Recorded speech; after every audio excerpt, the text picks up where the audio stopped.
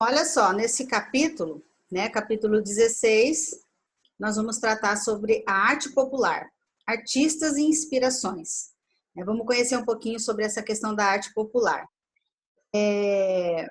Vamos começando aqui com uma imagem, né? Já percebe aqui que é uma imagem de... São esculturas, né? Pequenas esculturas de um trabalhador, né? De trabalhadores, e essa escultura, que é um dos artistas que a gente vai conhecer na aula de hoje. Okay?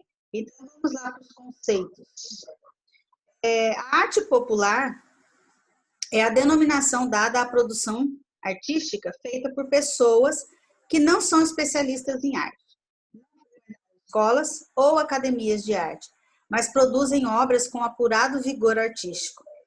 O termo popular tem origem no latim, populus, que significa povo, e pode ser utilizado em vários sentidos. Então, olha só, a gente já vai falar de uma arte, a arte popular, que é pessoal, né, artistas que não frequentaram as escolas ou as academias, né? Então, eles já fazem, é como se fosse um talento nato deles, né? Eles já desenvolvem, né, essa capacidade de produzir essas obras de artes sem mesmo ter frequentado escola, né? A produção de arte popular ela é realizada por artistas que comumente permanecem ligados ao seu local de origem. E o seu consumo se dá principalmente pela comunidade em que o artista vive, pois grande parte dessa arte é de utilidade prática. São exemplos, né? Potes de cerâmica, jarros, artefatos de madeira, tapetes, toalhas de renda, bonecas, carrinhos e etc. Esses produtos eles são conhecidos como arte popular utilitária ou artesanato. Então, veja bem, é uma produção feita no local onde esses artistas moram, né? Onde eles vivem, a origem deles. Em princípio, essas produções, elas eram práticas, né, de utilidade prática, ou seja, para a utilidade do dia a dia deles. E acabou que se tornou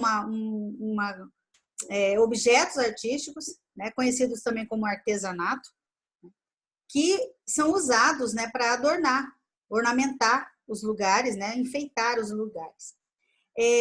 Originalmente, essas obras elas ficavam restritas às casas dos moradores da comunidade, mas hoje enfeitam também as casas de pessoas que vivem em outros lugares e que buscam conhecer os hábitos, as festas, tradições de outras comunidades. Então, não é raro, gente, as pessoas viajarem, por exemplo, lá para o Nordeste, que é um lugar onde essa arte aqui foi desenvolvida.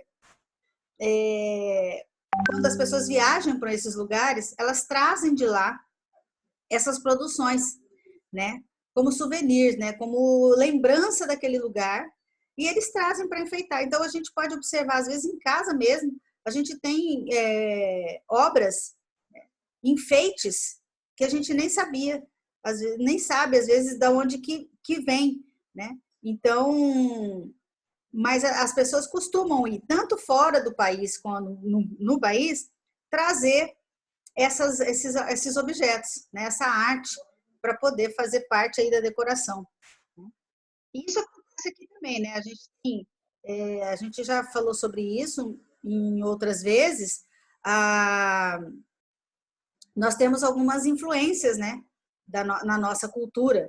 Então, tanto dentro das artes, como na culinária, como, enfim, nas danças, na música, a gente tem muita influência de outros povos, né? Então, por exemplo, nós temos influência dos povos portugueses, né? Nós temos influências dos povos africanos, né? E dos indígenas também.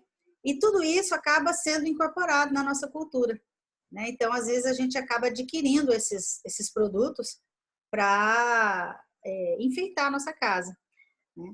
Bom, os artistas populares, eles geralmente são autodidatas. Então, são pessoas que muitas vezes não tiveram a oportunidade de frequentar uma escola de educação formal e desenvolveram sua arte por meio de experiências pessoais. Por isso, as referências e os temas de suas obras são os elementos que os rodeiam ou que estão no imaginário da sua comunidade, tais como a cultura popular, lendas, costumes, crenças, festas tradicionais e cotidiano do povo, especialmente trabalho e lazer. Então, toda essa cultura deles é incorporada por eles e aí isso é manifesto através da arte deles, né? Então, o autodidata é aquele artista que não passou por uma escola, tá? E aí ele faz a sua obra, sua arte, da sua própria experiência, do seu jeito. Né? Nós vamos ver a obra do mestre Vitalino, né? E aí a gente vai ver como é que ele começou trabalhando com essas coisas, a arte, ok? Todas as regiões do Brasil uma forte produção de arte popular. Mas o Nordeste do país ficou famoso por concentrar um grande número de artistas populares. Eles destacam-se Mestre Vitalino, que ficou conhecido por seu trabalho de escultura de cerâmica, e o Patativa do Assaré por seus poemas. Então, são dois artistas lá do Nordeste.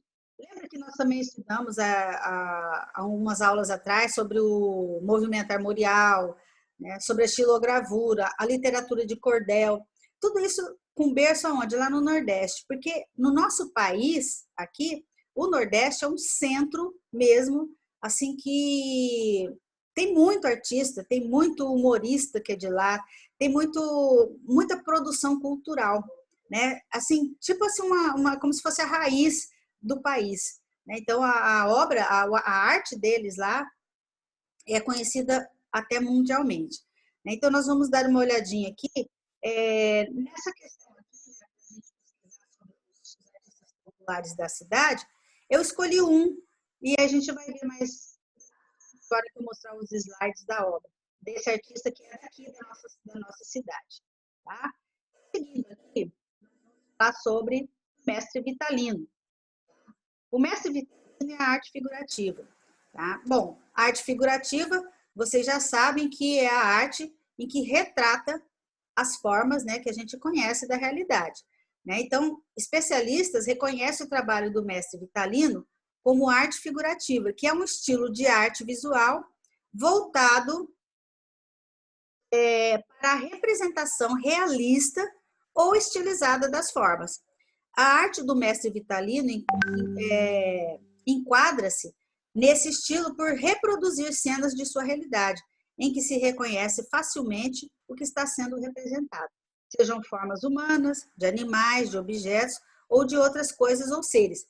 Então, aqui, mestre Vitalino, que é o autor daquela imagem que nós vimos logo no começo,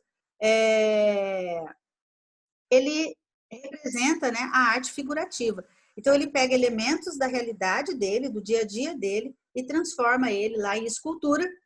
E, apesar das formas, às vezes, estarem estilizadas, né, sem muito detalhe, a gente reconhece rapidamente o que ele quis apresentar. Temos a biografia dele, né? E uma curiosidade sobre ele é que como é que ele começou a fazer ele era louceira, ou seja, ela trabalhava fazendo louças de cerâmica. E ele ficava em volta da mãe ali, e a sobra da argila que a mãe usava, ele começou a brincar fazendo pequenos animais, né, como bois, cavalos, com as sobras do barro, ele começou a fazer a arte dele. E isso aí, os irmãos resolveram vender isso nas feiras, porque o Nordeste tem muitas feiras, né, de exposição da obra, né, de arte deles. Então, eles começaram a vender, e isso daí foi o passo inicial para que ele pudesse aí se transformar num artista reconhecido mundialmente. Tá? Então, ele tem uma feira numa cidade chamada Caruaru, que é expostos esses trabalhos. Bom, esse Vitalino, Ele trabalha, então, com a arte figurativa, representação das coisas do dia a dia dele, das cenas, né, do dia a dia dele, e é um artista conhecido mundialmente. Muito bem. Ele a expressividade dele é tão grande que ele virou uma história em quadrinhos. Na verdade, um cartunista chamado Sil, ele fez uma biografia em quadrinhos, contando a história do mestre Vitalino, chamado Vitalino, o menino que virou mestre. Mestre porque ele também ensinou essa arte aos seus filhos, que até hoje continuam fazendo, né, a arte, e ensinou outras pessoas também. Então, ele conta essa biografia em quadrinhos, né, feita pelo cartunista Sil, conta a história dele. Desde quando ele começou lá, quando criança, fazendo ali seus pequenos objetos, né, até se tornar um artista conhecido. Bom, além do mestre Vitalino, que é um artista plástico, além de músico, é um artista plástico, nós temos também um artista chamado Patativa do Assaré, que na verdade se chama Antônio Gonçalves da Silva, e o nome dele é alusivo a um pássaro, e Assaré, que é a cidade do Ceará, onde ele morava. Então, ele chama-se Patativa do Assaré. A arte do Patativa do Assaré, ela é mais vinculada à poesia, tá? À literatura. Então, ele publicou, ele pegava elementos do dia a dia, né, e transformava essas suas experiências, os seus conhecimentos em poesia. Então, desde pequeno, ele tinha interesse pela literatura do cordel e pelas histórias que contavam na região em que ele nasceu, que ele cresceu. Então, ele, além de poeta, ele também foi violeiro e repentista. Tá? Lembra, a gente já estudou sobre o repente, né? Ele também fazia o repente. Ele publicou um livro, o primeiro livro dele foi em 1956, e tinha o título Inspiração Nordestina. Depois ele ainda publicou Cante Lá Que Eu Canto Cá, Espinho e Fulô, e Aqui Tem Coisa. Então, são obras mais vinculadas à literatura, né, à arte de escrever poesia. A seguir, a gente vai ver aqui que nós temos um poema dele, né, intitulado Minha Viola. A viola também é um instrumento muito presente na arte popular lá do Nordeste.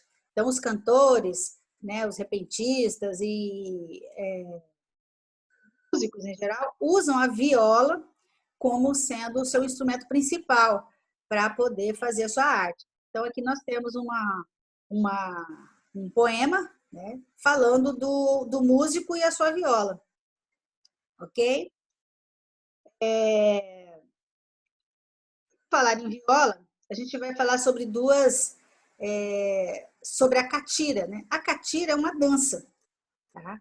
Manifestação artística, tá? Lá daquele lugar, né, do Nordeste, e ela está ligada à identidade cultural e social das pessoas que vivem ali. Então, a catira é uma dessas manifestações.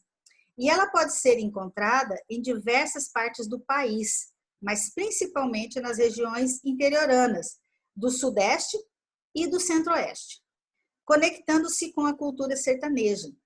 Essa manifestação, que tem traços nas culturas africana, indígena e europeia, é encontrada no Brasil desde o período colonial. Antigamente, os grupos de catireiros, que são chamados, eles eram formados só por homens. Alguns pesquisadores dizem que esse fato se deve à sua associação com as atividades dos tropeiros. Tropeiros é que leva o gado, né, de um local para outro. E aí, no momento de descanso, eles faziam lá para descontrair, criaram a catira.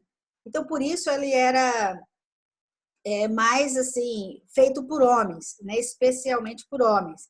E agora, atualmente, não, as mulheres também já integram os grupos, né, de catireiros. Okay? Bom, como é que é essa dança? A dança ela é marcada por batidas de mãos e pés dos dançarinos. E a música é feita principalmente pela viola caipira em composição com essas batidas. Assim, a manifestação é formada comumente por 2 violeiros e por alguns dançarinos que se dispõem em 2 fileiras, uma de frente para a outra, e os dançarinos usam botas para amplificarem, né, o som das batidas no chão, né? E aí a gente tem uma imagem aqui mostrando mais ou menos como é que é eles usam botas e geralmente aqui o piso onde eles dançam é madeira, porque daí o som fica bem forte. Bom, mas isso aí inspirou um grupo, né, contemporâneo, né, a fazer também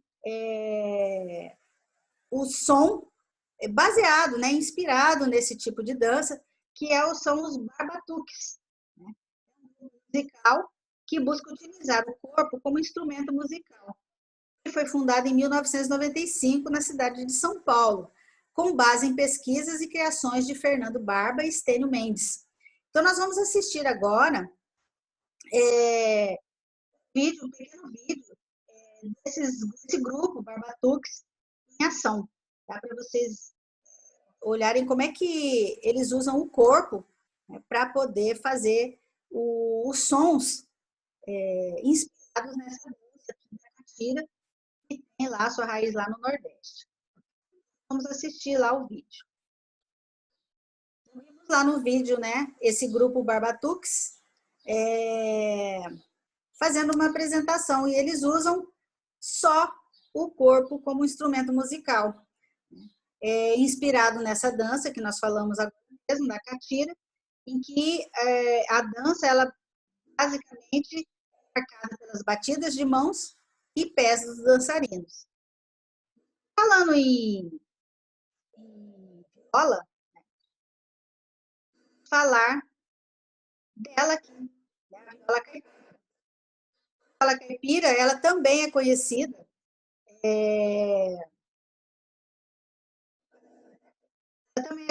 como viola sertaneja, viola cabocla, nordestina ou brasileira. E ela está constantemente nas manifestações da catira e é um instrumento de cordas típico das regiões interioranas do Brasil. Ela tem origem nas violas de Portugal, as quais, por sua vez, descenderam de artefatos musicais árabes. A viola caipira, ela nasceu com a fabricação de violas que utilizavam madeira rústica brasileira, como o pinho e o jacarandá. No Brasil, nós temos vários violeiros, tá? Entre eles, nós temos o Almir Sater, que é um artista nosso aqui, Chico Lobo, Renato Andrade, Ivan Vilela, Tião Carreiro, Helena Meirelles, que também é nossa aqui, e Paulo Freire. Então, nós vamos conhecer um pouquinho de cada um desses 2 violeiros. O Paulo Freire, que é do sertão de Urucuiá, né, de Minas Gerais, tem um tocador, né, de viola, né, um violeiro. Em suas apresentações, ele costuma misturar canções com chamados causos, que são narrativas de fatos verídicos ou fantásticos, os quais são contados de maneira lúdica, explorando a sonoridade das palavras. Então, Paulo Freire aqui, um mineiro, né, que faz o uso da viola caipira como um instrumento. E nós temos a Helena Meirelles. A Helena Meirelles, ela viveu entre os violeiros, peões e comitivas durante a infância. Desde pequena, ela era encantada com o som da viola caipira. Porém, a sua família não permitia que ela aprendesse a tocar instrumentos, que naquela época fazia parte de um ambiente prioritariamente masculino. Mas ela não se deu por vencida. E ela aprendeu a tocar instrumentos sozinha. Então, por isso que a gente está falando sobre essas inspirações, esses artistas. Então, eles se inspiraram no dia a dia deles e foram fazer a sua arte sem ter passado por escolas. Então, a Helena Meirelles, ela não foi aprender música num conservatório, ela aprendeu sozinha a tocar esse instrumento, né, que é a viola caipira. E ela só ficou conhecida quando ela tinha 67 anos, que ela foi a fazer uma apresentação pública, né? Então, ela foi considerada pela revista Guitar Player uma violeira, né? Muito, assim, muito bacana, né? Muito famosa, porque ela tocava a guitarra, oh, guitarra não, a viola, e assim, por ela ter sido uma violeira que não teve instrução, né? E ela tocar tão bem a ponto de fazer tanto sucesso. Bom, ela foi então uma artista autodidata. Agora, gente, nós vamos observar algumas imagens que eu separei para vocês do artista, do mestre Vitalino, e também de uma artista daqui que a gente tem como artista da terra, né? Nesse mesmo padrão de artista popular. Então, aqui ó, nós vamos conhecer um pouquinho da arte do mestre Vitalino. Tá? Esse aqui é uma foto, né, uma imagem dele. Tá? Vamos ver aqui, eu vou passando para vocês a arte dele. Geralmente são grupos de pessoas, né, às vezes se mudando, então ele retrata os animais, as pessoas, os músicos, está muito presente na obra dele, né, aqui, ó, música de pífano, que é tipo uma flauta de madeira, só. A assinatura dele aqui, ó, na própria obra, né, aqui são cenas do dia a dia, né, aqui tem um casamento, aqui tem uma pessoa, né, ordenhando uma vaca. Essa aqui é uma obra famosa, que é o touro de lá, né? Aqui uma outra representação. Vê que a forma é estilizada, né? Ou seja, elas são formas retas, mas que você consegue identificar o que, que é. E com poucos detalhes. Então, algumas obras, vocês olham aqui, ó, tem um pouquinho mais de detalhe, né? Feito algumas, mas no final, assim, quase sempre. Algumas são coloridas, né? Como essas aqui que nós estamos vendo, olha só, cenas do dia a dia. Né? Olha só essa daqui bem feitinha, bem colorida. Trabalhadores. Olha só essa família. Ao mesmo tempo que é simples, né, é uma riqueza de detalhes essas obras, porque retrata tão perfeitamente, né? Olha só essa família aqui, né? Olha a casinha, o telhado, olha só, né? Todos os detalhes que tem no telhado dessa casinha, pessoas, obra conhecida mundialmente, toda pessoa que viaja para o Nordeste vai lá, que se tem esse tipo de obra lá, compra e traz para compor a sua parte de decoração das suas casas. Aqui mais algumas, né? Aqui os tocadores de pífano, de novo, pandeiro,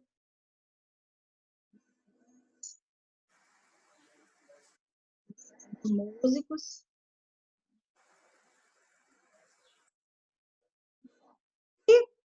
A que eu falei para vocês, a Conceição dos Bugres, né?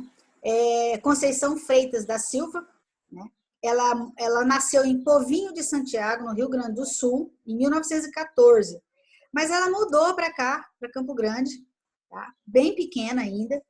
E aqui ela ficou e morreu aqui, em Campo Grande. Né? Então, ela era uma escultora. E ela é conhecida pela produção de bugres, sintéticas figuras humanas de traços indígenas que a levaram a ser considerada a mais importante escultora do Centro-Oeste e que se transformaram em ícone de Mato Grosso do Sul. Essa aqui é a obra dela, isso aqui é conhecido mundialmente também. Então ela fala assim, um dia eu me fui sentada embaixo de uma árvore, perto de mim tinha uma cepa de mandioca, que tinha cara de gente. Pensei em fazer uma pessoa e fiz. E a mandioca foi secando e foi ficando parecida com uma cara de velha. Gostei muito. Depois eu passei para a madeira e começo a fazer e já vai saindo aquela forma de costume. Muitas vezes nem penso nisso e saio rindo. Parece que a madeira quer sair assim. Acho que a madeira manda mais que eu.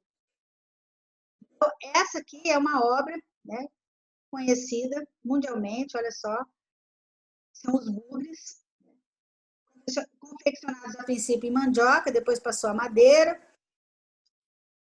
de cera, tá? Olha só. Mas essas aqui... Bom, aqui está o vídeo que nós assistimos sobre lá aquele grupo da Batuques. Assim, a gente encerra a nossa aula de hoje, falando sobre esses artistas, essas inspirações, esses artistas autodidatas, né, que trabalham a partir da vivência, da experiência deles no local onde eles moram.